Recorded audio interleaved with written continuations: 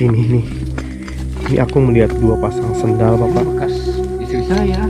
Ini bekas istri Bapak ya? Iya, bekas istri saya ini kan. Pak Asep beranian banget loh. Ini tempat pas waktu Ya. pertama ditinggal sama pacar Pak ya? Bikin rumah di sini ya? Ini.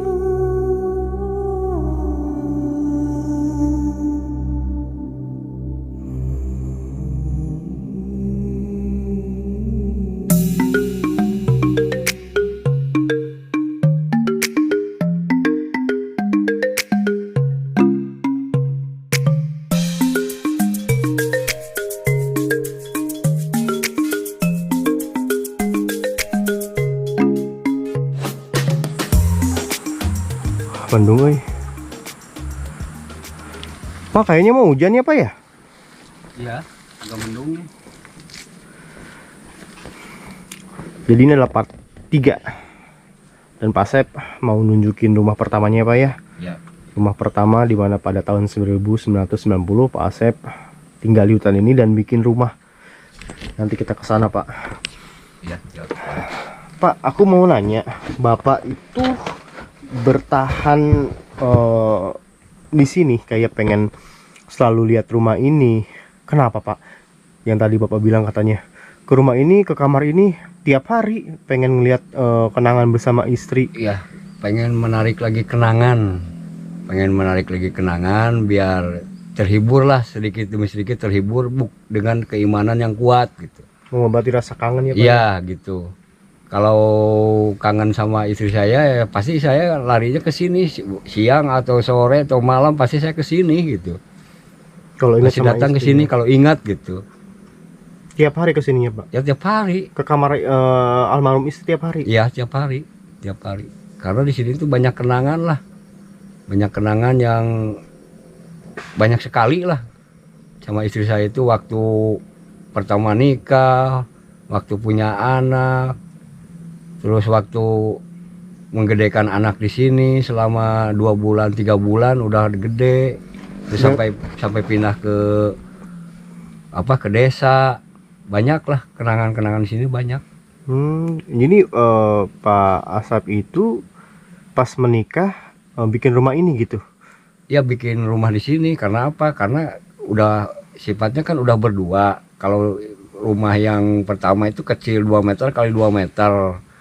Gak mungkin kan yang namanya rumah tangga udah beristri sempit gitu. Ya saya bikin lagi di sini.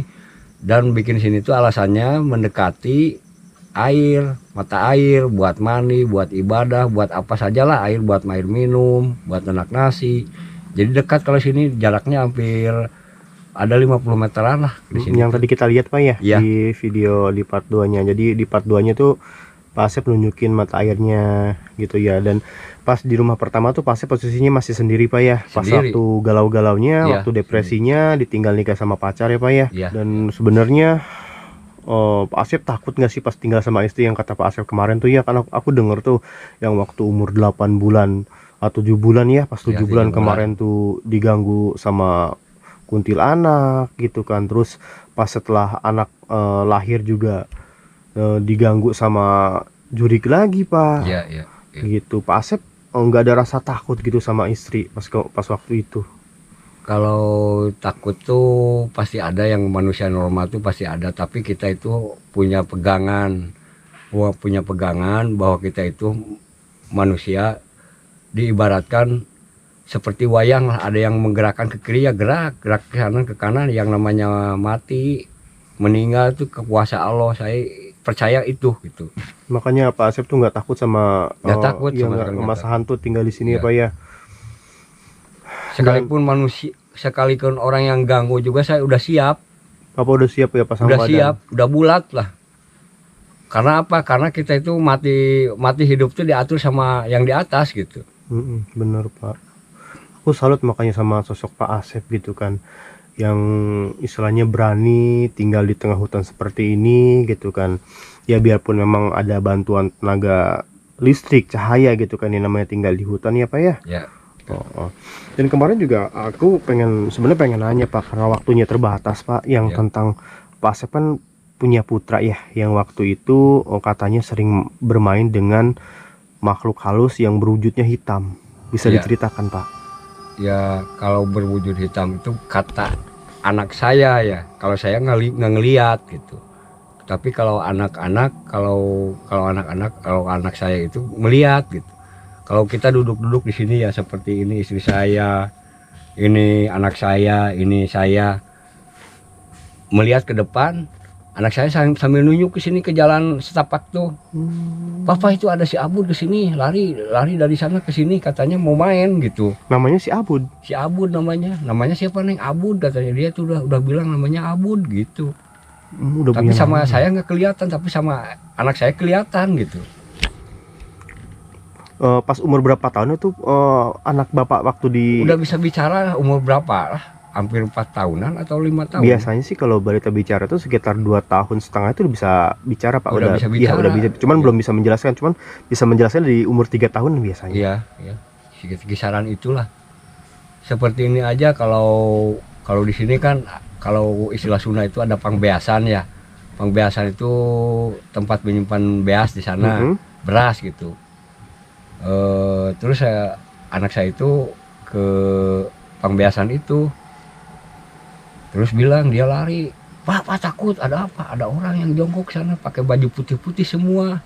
Kata anak saya, biar nggak apa-apa, dia itu nggak akan ganggu, asalkan kita nggak ganggu. Itu mungkin karuhun di sini, kata saya itu. Gitu. Banyak di sini kelihatan tuh yang melihatan, tapi kalau saya nggak pernah melihat gitu. Kalau sama anak saya melihat, sama istri saya juga pernah melihat gitu. Menampakkan gitu Ya, Pak ya. penampakan seperti kali duduk sini. Istri saya kan saya lagi kerja, udah kamu jangan kemana-mana, kamu sedang hamil 7 bulan. Takutnya itu kan yang namanya hamil tuh wangi lah, kalau istilah Sunda itu masih sengit gitu, sengit. Pasti didekati sama orang-orang sama makhluk-makhluk yang begituan. Kebetulan dia lagi duduk di sini, ada yang terbang dari atas sana. Terbang. Dia berhenti sebentar di sini, nengok ke istri saya. Tapi wajahnya nggak kelihatan. Semua rambutnya itu ke depan muka gitu, nggak kelihatan mukanya. Nutupin muka gitu nutupin Pak ya. muka gitu. Larinya ke bawah itu ke mata air, kalau perkiraan saya ke mata air gitu. Kuntilanak Pak ya kayaknya. Ya kemungkinan itu gitu. Soalnya berambut panjang, terbang Pak. Berambut panjang tapi wajahnya ditutupi sama rambut gitu. Itu pegawai yang kerja di hutan ini Pak ya? Ya. Dan aku tadi kan sempat keliling Pak Asep ya. Ya. Aku sempat keliling dan aku ngelihat 2 sepasang sendal. Itu sendal siapa? Bapak yuk, aku tunjukin yuk. Ya. Yuk. Punten-punten ya Pak ya. Jadi biar aku dan teman-teman yang nonton itu bisa lebih jelas lagi. Tadi kan aku ke belakang Pak muter. Aku tuh ngelihat kayak 2 pasang sendal Pak di belakang. Nah di bawah sini nih. Ini aku melihat 2 pasang sendal Bapak. Ini bekas istri saya. Ini bekas istri Bapak ya? Iya, bekas istri saya. Ini kan bukan ini kayak istilah selop lah, kalau istri buat bepergian ini. Nah, ini anak saya nih. Masih umur segini nih kakinya nih. Yang cewek apa yang cowok Pak? Yang cewek. Yang cewek. Yang pertama. Nah mungkin pas umur segini Pak ya yang Iya. Bapak bilang pas Segini. ini ya, itu kan kaki sekitaran umur 3 tahunan itu ya Pak? Iya. Nah teman-teman, jadi ini sendal milik putrinya Pak Asep sama almarhumah ibu ya. Iya.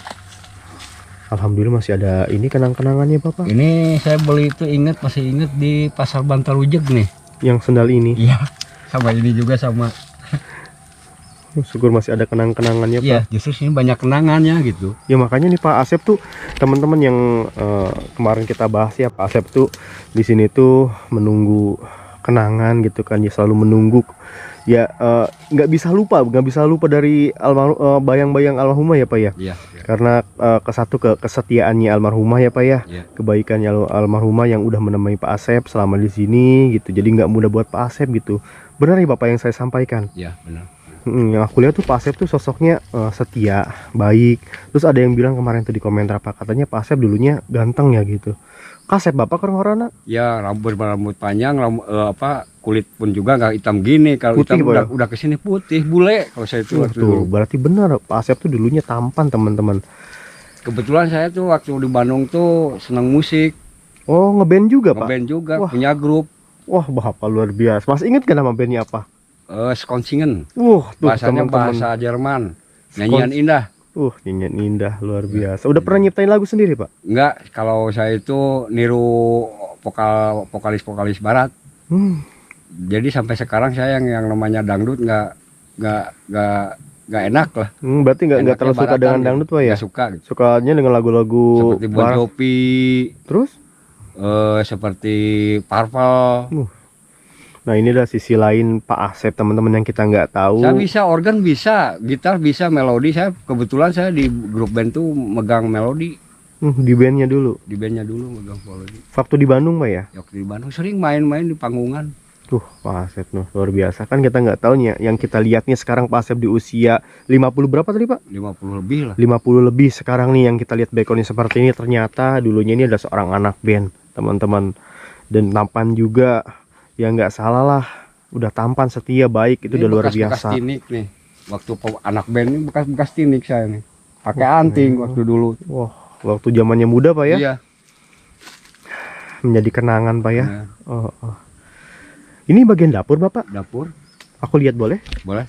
Paling nanti ini untuk ini jangan sampai hilang ya Pak. Kalau bisa ini Iya. kan kenangan dari almarhumah ibu sama kenang-kenangan dari putri Bapak waktu kecil. Dan ini menjadi saksi Pak ya waktu yang Bapak bilang katanya putri Bapak dulu berteman sama makhluk halus ya. Yang Iya. namanya abud ya Pak ya. Ini sendalnya teman-teman. Pokoknya yang penasaran bisa langsung aja berkunjung ke Pak Asep, tanya-tanya aja kalau takutnya saya salah gitu. Nah ini keadaan dapurnya. Oh men, ini kamar mandi ya dulunya Pak ya? Kamar mandi sebelah situ. Oh kamar mandi sebelah situ ya? Oh itu kamar mandi teman-teman. Dan ini dapur pawon ya Pak ya? Ya dapur. Mm-mm. Ini tungkunya ini ada. Oh di sebelah sini ya Pak ya? Aku aja ngelihatnya narak deg hati loh Pak. Kayak wah merinding, bukan merinding karena takut hantu Pak ya. Jadi kayak merinding salut gitu kan. Ini kan waktu dulu saya sedikit demi sedikit beli domba. Hampir sampai 10 ekor domba di sini. 10 ekor. 10 ekor. Sekarang udah tinggal kandangnya doang ya Pak ya? Ya kandangnya doang. Oke nih Bapak. Aku pengen lihat kan Bapak tadi mau ngajak lihat rumah yang pertamanya Pak Asep pas pertama menginjak di hutan ini. Boleh. Aku pengen lihat, boleh? Boleh. Oke, aku pengen lihat, kita ikutin Pak Asep. Mau sekelilingnya tuh, men, ini pohonnya tinggi-tinggi banget. Ya kan?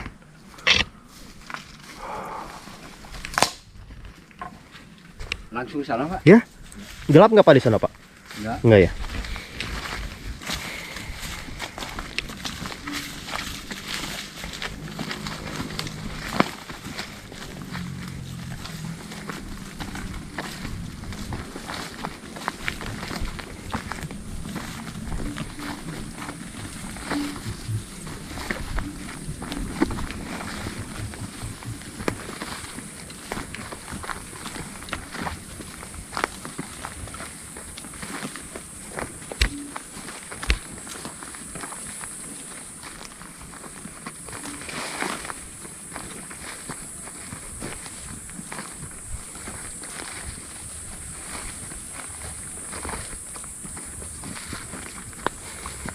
Jauh Bapak?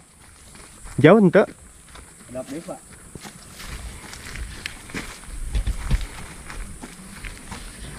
Itu lumayan kan? Tuh.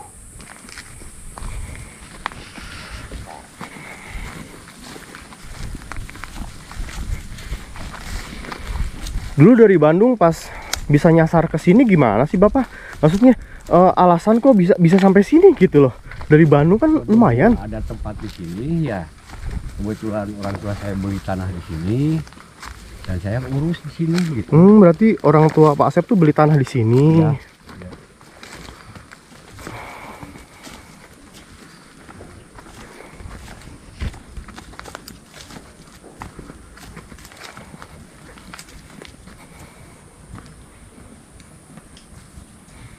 Udah kelihatan Pak.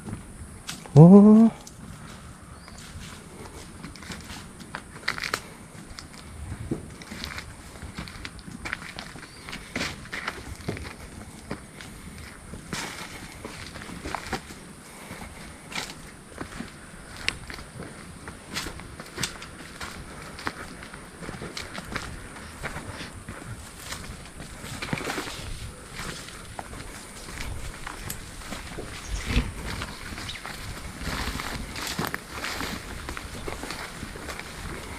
Oh, tadi kita jalan dari sini ya.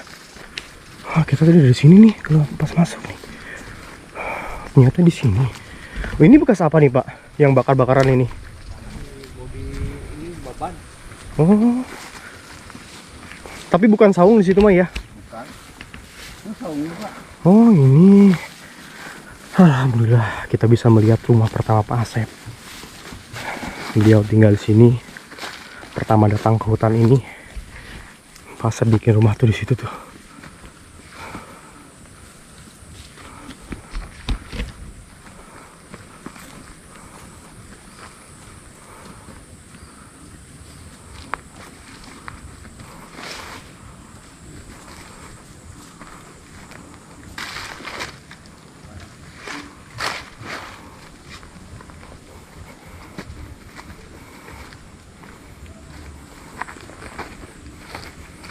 Oh, ini rumah pertama Pak Asep. Pertama ini tambahan baru ini mah.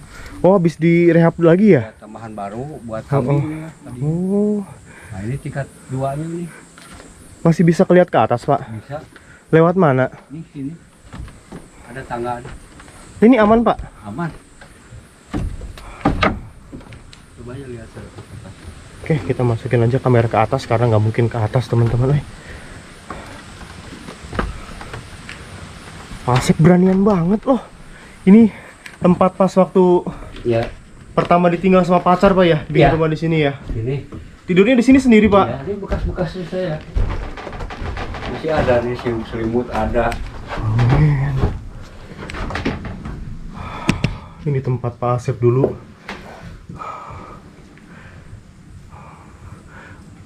Waktu dulu mah nggak pakai asbes, Ini baru direhab lagi Pak ya? rehab lagi. Pakai genting. Hmm. Juga ini coba bukan pakai ini, pakai belit bambu.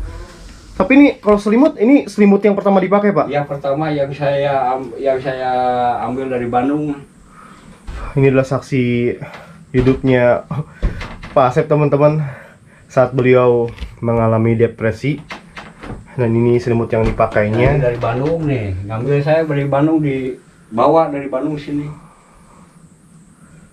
Masih ada kenang-kenangannya Pak ya. Berarti udah cukup lama Pak ya? Oh, berarti udah 30 tahun lebih selimut Iya. Pak. Udah lebih. Oh lah, 2x2, makanya Pak Asep pas nikah itu pindah ke rumah yang kedua Pak ya? Iya, kedua. Berhubung ini nggak dibawa ke rumah yang kedua, saya malu sama istri perempuan istri saya yang baru nikah gitu. Oh, oh. Nggak dibawa ini. Lalu sama istri gitu ya? Iya, malu Makanya sama istri. nggak dibawa. Beli lagi yang baru. Oh, iya sih, biar nggak terngiang-ngiang, nggak teringat-ingat lagi Pak. Ya. Ya terima kasih Pak, aku udah diajak ke sini loh Pak. Ya. Perasaan Pak Asep gimana setelah melihat ini lagi nih, keadaan ini lagi? Ya senang nggak senang lah. Senangnya apa Pak? Campurnya senangnya kita mengenang waktu dulu. Heeh. Dan ada sedihnya juga. Kenapa istri saya terlalu cepat dipisahkan sama Allah sama saya. Lagi-lagi saya betul-betul menyayanginya gitu. Pas Pak Asep, iya Pak Asep sayang banget sama istri. Pas udah berarti pernikahan beranjak ke berapa tahun tuh Pak? 10 tahun berarti. Kalau di bawah pernikahannya tahun berapa sih Pak? Pernikahan lupa lagi. Lupa lagi Pak ya? Ya, Ya udah lupa nggak apa-apa, saya maklumin ya Pak ya, nggak apa-apa. Ya udah mungkin pas Pak Asep lagi sayang banget sama istri gitu, cepet Kenapa banget Allah gitu bisa ya. cepat memanggil istri saya gitu. Saya lagi-laginya senang, lagi-laginya harmoni sama istri saya. Itulah yang namanya takdir. Jadi nggak bisa dipungkiri lah. Kalau sifat manusia itu tetap ada yang ngatur sama yang di atas gitu. Walaupun kita lagi senang, lagi apa, tetap kalau Allah tidak mengizinkan, ya istilah Allah udah mengambil nyawa orang, ya gimana pun situasinya pasti diambil gitu. Iya benar Pak. Saya menyadari ke situ gitu. Ya, yang sabar Pak ya, yang Ya. sabar, yang legowo, terima semua keadaan. Kan Pak Asep udah kuat nih, udah mentalnya lebih kuat dari kita berkali-kali lipat. Pak Asep udah luar biasa banget ibaratnya, sepo yang sangat menginspirasi. Ya mudah-mudahan Pak Asep bisa terus semangat ya Pak ya, Amin, ya. bisa terus semangat. Dan kemarin kan Pak Asep bilang katanya saya mau tinggal lagi di hutan, mau menyendiri lagi gitu Pak ya. Ada niatan seperti itu Pak? Ada. Justru saya itu rencana mau bikin lagi gubuk ya, Mm-mm. tapi nggak di situ, nggak yang di belakang rumah yang kedua. Tapi untuk lebih baik lagi ya Pak ya. Ya. Ya udah Pak, kita ke bawah Pak. Ya. Takut mau robot ini teh. Mau robot enggak Pak? Masih kuat. Oh, masih kuat. Nah, itu bisa dilihat. Aduh. Turunnya kayak agak sarariun nih teh. Hati-hati Pak. Ya. Nikmat mana lagi yang kau dustakan tuh? Pak Asep di sini lihat, men. Dan ini pakaian punya Pak Asep ya? Ya. Yang kerjanya, ini kan di yang kerja suka Sikut berteduh di sini. berdiri sini.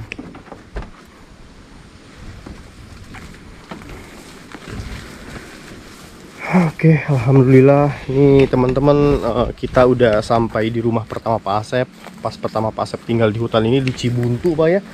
Cibuntu Majalengka nih teman-teman, bisa main aja ke sini, bisa ngobrol langsung. Dan memang udah jelas ya, udah saya jelasin tentang Pak Asep, bahwa Pak Asep adalah mantan mahasiswa yang memilih tinggal di tengah hutan dikarenakan sempat mengalami depresi saat ditinggal menikah oleh pacarnya. Namun beliau menyendiri itu bukan untuk hal negatif ya teman-teman, untuk menuju yang lebih baik lagi, biar fokus ibadah ya Pak ya, fokus bekerja dan gak memikirkan hal duniawi teman-teman. Alhamdulillah beliau udah diberikan dipertemukan dengan perempuan dan menikah. Namun Allah lebih sayang dengan almarhum, jadi udah meninggal Pak ya, baru 4 bulan yang lalu. Nah teman-teman, kayaknya sih udah cukup ya. Yang intinya banyak-banyak bersyukur, nggak boleh ngeluh apapun yang kita miliki, itu rezeki yang telah Allah Subhanahu wa taala beri untuk kita. Bapak, jadi sebelum aku pamit Pak, aku ada rezeki buat Pak Asep nih ya. Hampura Bapak, oi. Hampura ya. Jangan dilihat nominalnya. Mungkin ada rezekinya Pak Asep. Punten mohon diterima ya Pak ya. Mohon Pak. Mohon sami-sami. Oke teman-teman, di sini saya Haji Nur Rahman, saya pamit undur diri. Assalamualaikum warahmatullahi wabarakatuh. Selamat sore.